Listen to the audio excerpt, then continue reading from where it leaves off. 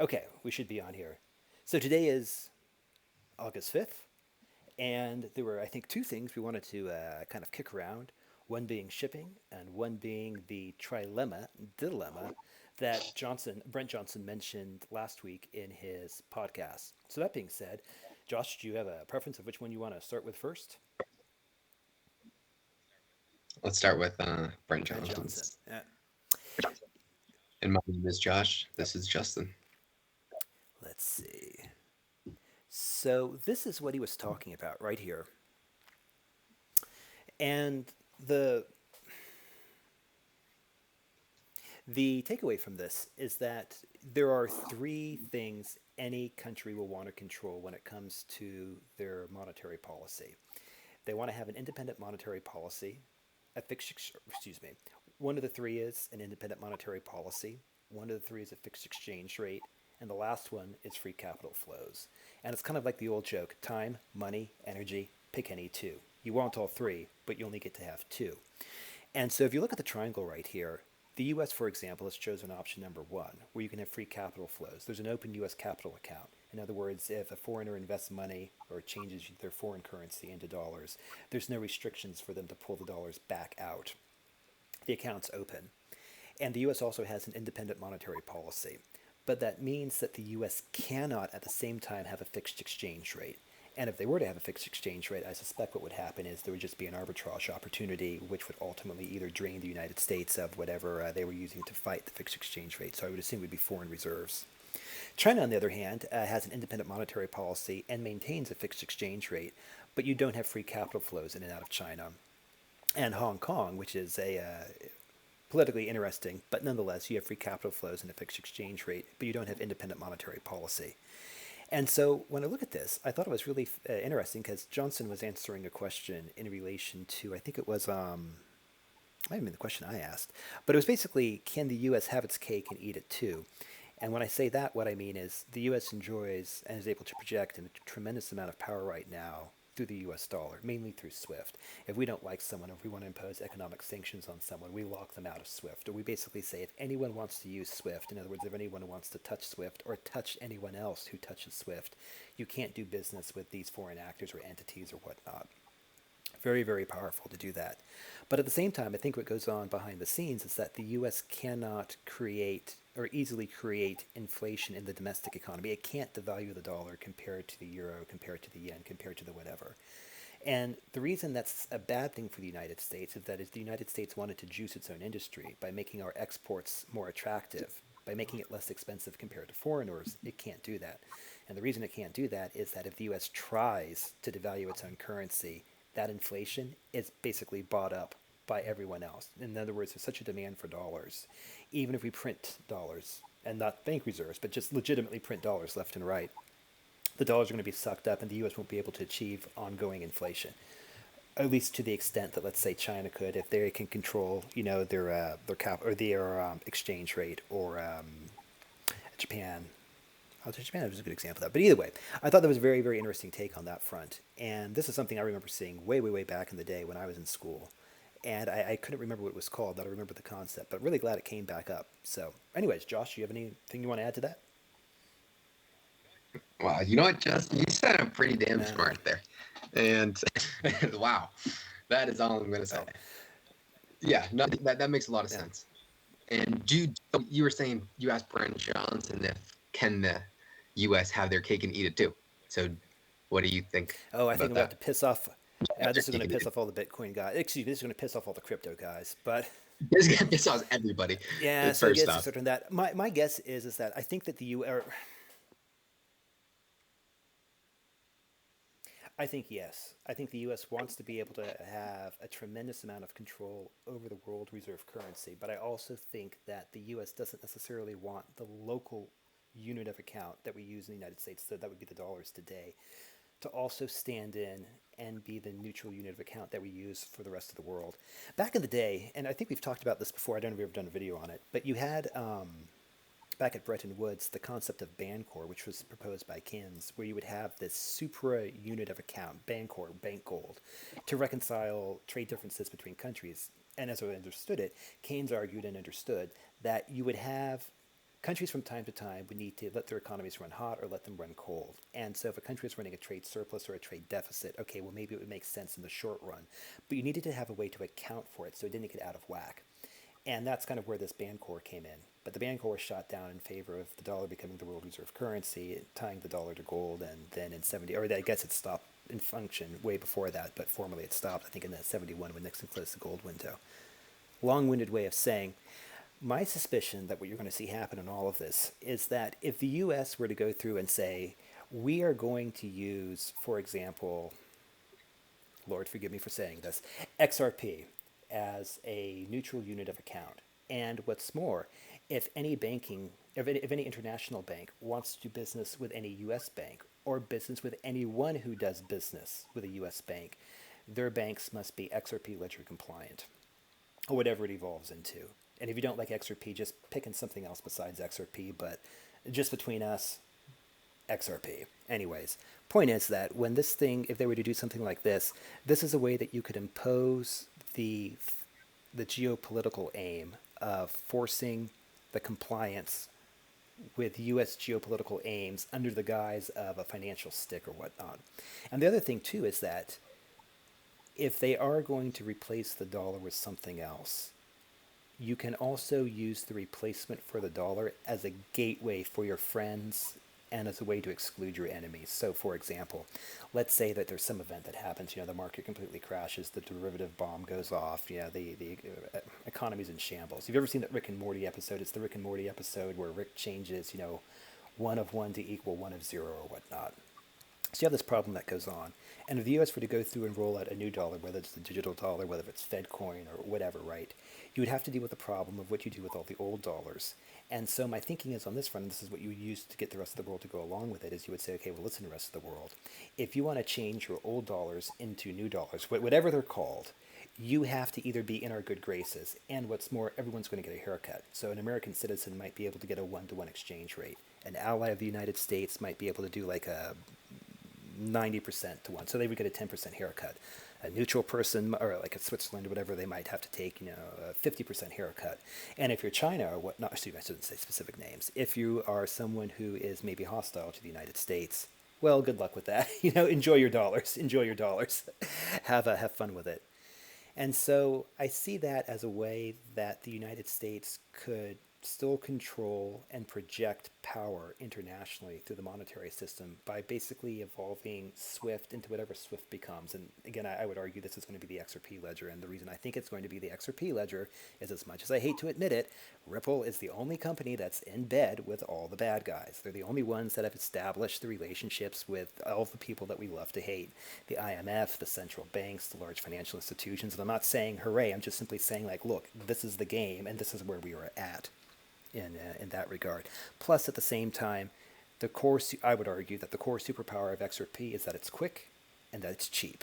And nothing against any other cryptos, but when it comes to these transactions, especially if you need a way to settle foreign currency transactions back and forth, and if you use XRP as a bridge unit of account, or as a bridge asset to dance in between these things, quick and cheap is what you need, not slow and expensive. Anyways, that's my big picture thinking of that front, of how you'll see SWIFT evolve into whatever SWIFT becomes or is replaced by that. But the point is, from the US's standpoint, they're still able to freeze people out of the economic system if they want to do that. And they still control the mechanism to do that. But at the same time, the domestic unit of account, whatever we end up using in the United States, Fed coin, digital dollars, old, I have no idea. But now you have a differentiation between these two functions, but the U.S. still retains control over both functions. So in other words, the U.S. has the ability to inflate the domestic economy vis-a-vis its competitor, or vis-a-vis the other countries in the world, and at the same time, it also has the ability to freeze people out of the financial network if they want to do that. Couldn't they just do that if they had a Fed coin though, without XRP? Let's say the Fed has a bank account. Let's say every single person has a bank account with the Fed.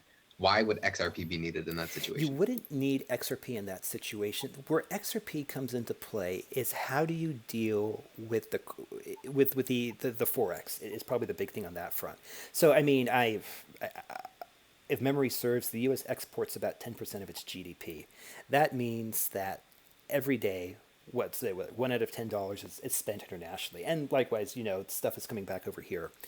And if you bring XRP into the equation and you use it to replace Swift, you'll get a much quicker and a much cheaper way of dealing with remittances versus the existing system, which is, I mean, I poorly understand it, but it's slow and expensive. Yeah, that we which have is now. Swift, like Yes, but like let's say the Fed has an account with everyone that can be transacted instantly yep. and virtually costless back down to the Fed. Yeah, no. In that case, you would not need you would not need XP, or you wouldn't need anything to stand it. You would just simply need whatever the IT backend, yeah, Just that the Fed trust, had. just Yeah, yeah, pure trust in the system, and that's all we're running on right now yeah. anyway. As Chris said, fiat is nothing but a thought abstraction. Yeah, and even you can take that a step further. You can even make the comment that like gold, silver, platinum, these are all thought abstractions too. At the end of the day, like you can't eat Exactly. gold, you can't eat, yeah, yeah, yeah, as they would say. But it's the fact that people have trust in it is what gives it its power. It's just like Mhm. the same thing. People have faith in a dollar bill, $100, whatever, right? A 500 euro note if they're still making them anymore. But no, no. To answer your question, Josh, you would not need it to do that, but you would need it as a way to bridge the United States to the rest of the world, and even the rest of the world to the rest of the world. That's the function of XRP. If Yeah, anyone watching this, is in the frequent flying and the points game, so it'd be like the equivalent of, let's say you had a United Mile and you wanted to turn it into I don't know, a Hyatt point or whatnot. Both of these programs partner with Chase through Ultimate Rewards. It's like the equivalent of saying, okay, well, listen, I can exchange my mileage plus miles to an Ultimate Reward at whatever the exchange rate is, and then almost immediately exchange it into a Hyatt, World of Hyatt, whatever they call it now, point, with using the Ultimate Reward point as this stand-in in the middle, as basically this bridge asset between the two. Versus, okay, well, I can send my United point to this program and then exchange it to that program and then wait 2 days for it to clear and then move it to that program and then dump it into this program. I'm going to take all these haircuts along the way. It's just going to be nasty. And so that's I think the use case for XRP is this.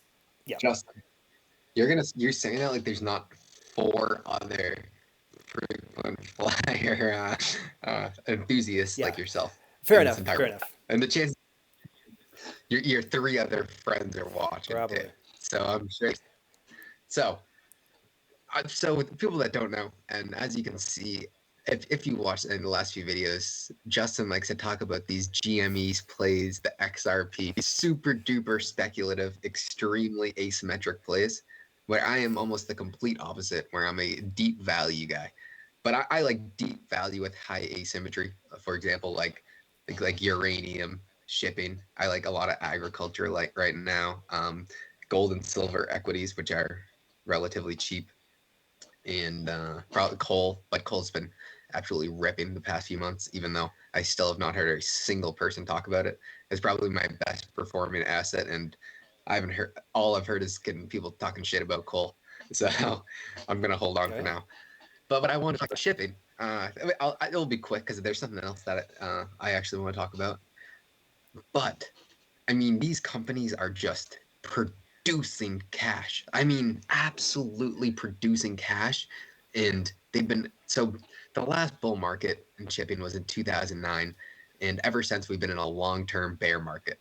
As we know, as Rick Rule always says, bear markets are the author of bull markets, and bull markets are the author of bear markets. By that, he means the longer the bear market goes on, the more unfunded these companies get, and the more they'll just explode once they really start to move because there's not enough production to meet with the demand. And that's what's really happening in shipping right now, except these companies still aren't moving.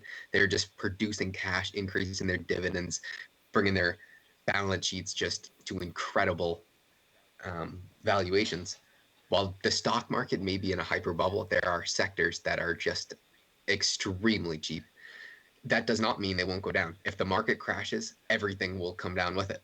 But if, let's say, I was talking the other day about how the fear index was really just, I mean, we had like extreme fear in the market while the market hit an all-time high. And that just doesn't happen in regular bull markets. It's almost saying that the contrarian play is to be long the market at these valuations. And I don't think you should be long everything, but I do think there are selective sectors that are still extraordinarily undervalued and have extreme asymmetry. So that's probably pretty much all I want to say about chipping. But there's something else that came to my attention a few days ago. I don't have the chart to bring to you unless you can throw it up later. But it's just how Americans felt about stimulus checks in March 2020, and it just shows the support versus who opposed it. And Republicans supported it 85%, Democrats supported it 87%, and Independents supported it 89%. And if everybody supported the stimulus checks, we are going to get more, because there's nothing that politicians are going to do if they can buy votes. If they're going to buy votes, if they can buy votes, they will. It is going to make it easy, and whoever's going to buy the most votes will get the vote.